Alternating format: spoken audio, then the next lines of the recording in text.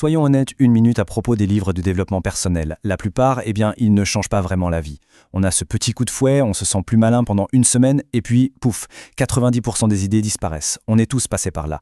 Mais les 10 idées qu'on va voir ensemble, elles, sont différentes. Ce ne sont pas juste des infos, ce sont de vrais déclics. Des pièces de puzzle qui, une fois mises ensemble, ont complètement changé ma façon de voir les choses et d'agir. On a tous déjà lu un de ces livres super populaires en se disant « oui, c'est génial », pour finalement ne se souvenir de rien de concret 3 mois après. Le problème, ce n'est pas nous, c'est que l'info seule, ça ne suffit pas. L'objectif ici est différent. Il s'agit de proposer un nouveau système d'exploitation pour notre cerveau, un ensemble de principes pour mieux naviguer dans la vie tout simplement. Alors voilà notre feuille de route. On va grimper une sorte d'échelle en partant des choses les plus simples, les améliorations immédiates, pour aller vers les changements les plus profonds. Chaque barreau s'appuie sur le précédent. Allez, on y va. On attaque donc le premier échelon. Ces idées-là, ce sont des victoires faciles, rapides. Elles sont conçues pour amener de la clarté tout de suite dans le corps et dans la tête. C'est la fondation, la base solide sur laquelle on va pouvoir construire tout le reste. 20 000, c'est le nombre de fois qu'on respire chaque jour. Et pourtant, d'après le livre Breath de James Nestor, la plupart d'entre nous s'y prennent mal. On n'y pense jamais, mais cette fonction de base, quand elle est mal faite, elle nourrit directement notre stress, notre anxiété et ce fameux brouillard mental. Et voici un exercice d'une simplicité déconcertante. Juste le fait de respirer par le nez, ça calme instantanément notre système nerveux. Et si en plus on allonge l'expiration, on active la réponse de relaxation du corps. C'est un peu comme avoir une télécommande pour gérer son état intérieur. C'est là, disponible à tout moment, et c'est gratuit. Bon, maintenant que le corps est un peu plus calme, on passe à l'esprit. L'auteur de The Organized Mind pointe du doigt une erreur fondamentale qu'on fait tous. On utilise notre cerveau comme un disque dur. On y stocke la liste de courses, les anniversaires, des idées en vrac. Mais notre cerveau, ce n'est pas une armoire de stockage, c'est un processeur ultra puissant. Chaque pensée qui reste en stand-by dans notre tête, elle consomme de l'énergie mentale. En l'écrivant, en la sortant, on libère de la bande passante. Le but, ce n'est pas juste d'être plus organisé, c'est d'être plus intelligent. On récupère littéralement du QI disponible pour réfléchir, pour créer, pour résoudre les vrais problèmes importants.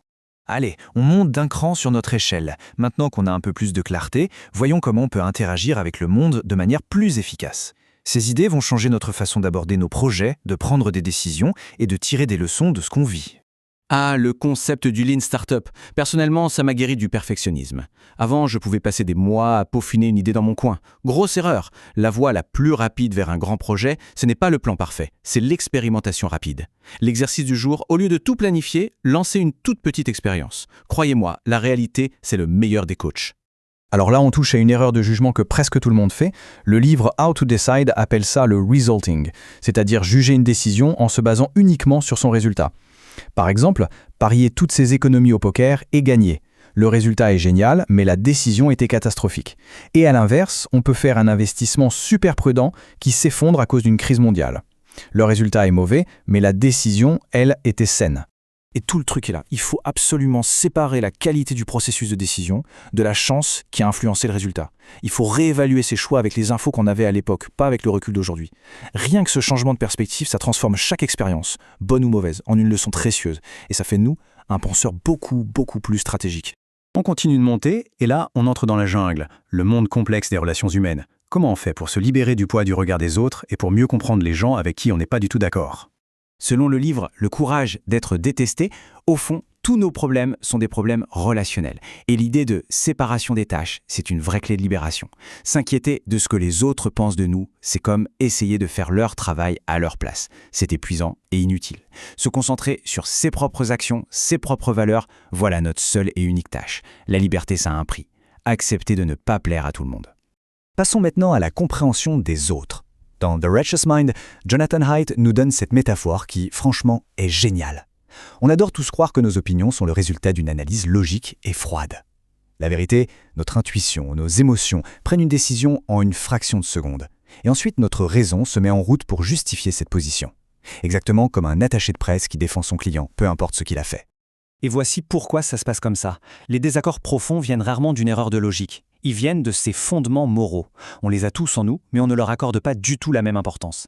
Comprendre ça, ça change la donne. Le but d'une discussion n'est plus de gagner, mais de comprendre sur quel fondement moral l'autre personne fonctionne. Et ça, c'est le début de la sagesse. Ça y est, on est au sommet de l'échelle. Ces dernières idées sont les plus profondes. Là, on ne parle plus de technique, mais de vrais principes qui peuvent devenir le cœur d'une nouvelle philosophie de vie.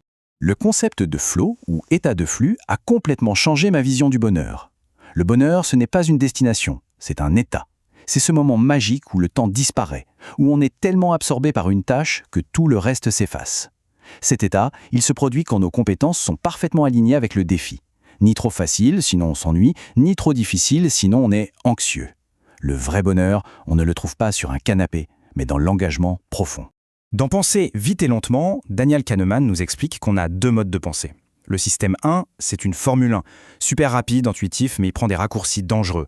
Le système 2, c'est un tracteur, lent, analytique, mais il consomme une énergie folle, donc il est paresseux. Le piège, c'est la Formule 1 qui pilote 95% du temps. L'idée claire à retenir, le sentiment d'être certain de quelque chose n'est pas une preuve, c'est juste le signe que notre système 1 a trouvé une réponse facile. Savoir que notre propre esprit nous joue des tours, ça nous amène à une question fondamentale. Et si la clé pour naviguer dans tout ça, ce n'était pas d'essayer de tout maîtriser, mais plutôt de changer notre focus? Cette question nous conduit à la toute dernière idée, peut-être la plus importante, qui vient d'un texte vieux de 3000 ans, la Bhagavad Gita.